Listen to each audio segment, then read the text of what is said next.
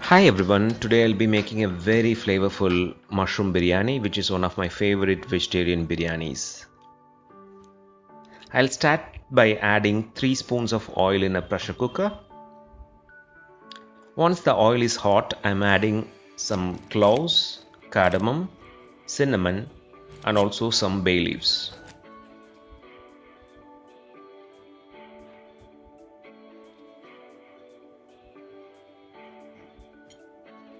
I'm adding a teaspoon of fennel powder and also a green chili. If you want it more spicy, you can add one more green chili as well.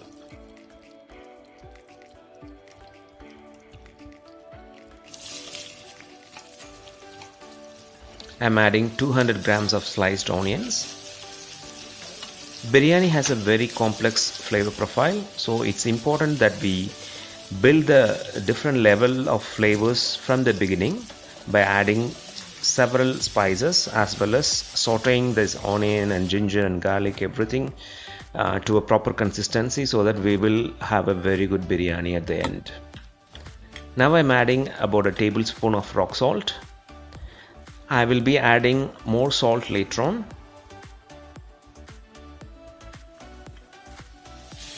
Once the onions are sauteed nicely, I'm adding around 80 grams of crushed ginger and garlic. Saute this well.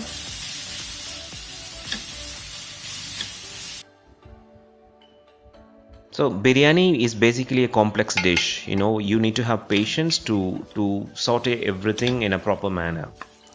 Now I'm adding around half a teaspoon of turmeric powder, 2 teaspoons of coriander powder and 1 teaspoon of chili powder. I'm also adding 100 grams of sliced tomatoes. Now we need to cook all this mixture until they are completely sauteed and the raw flavor is completely gone.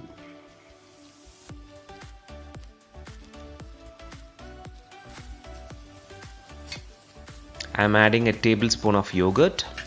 Yogurt is going to act as a vehicle for combining all these different kind of spices and flavors that we are adding. It is also going to give a slight creaminess to our biryani as well. I'm adding a whole bunch of mint and coriander leaves, which is going to give even more flavor to our biryani.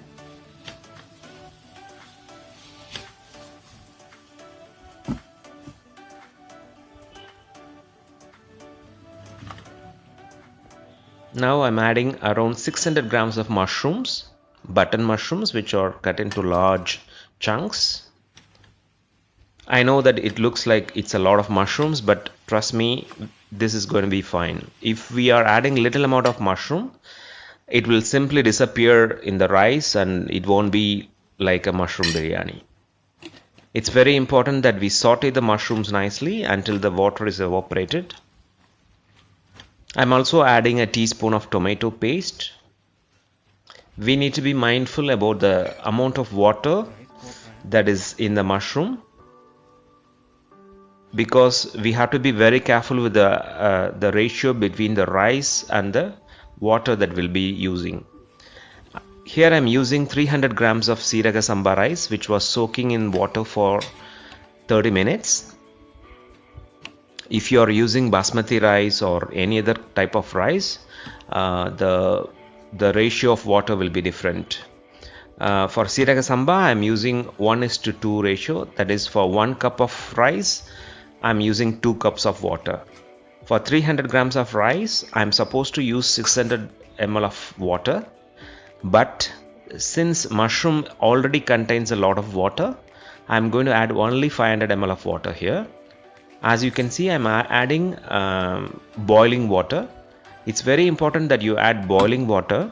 If you add cold water, what happens is it's going to cool down the entire biryani mixture. It will make your biryani soggy and lumpy. So it's very important that you add hot water while you are adding water. Now mix it nicely, check for seasoning, add some salt, or if you want it more spicy you can add some chili powder, and then close your pressure cooker. I'm going to cook the biryani for around 10 minutes in a very low flame. After 10 minutes, let it settle down. Once the steam is settled down, I'm just opening it.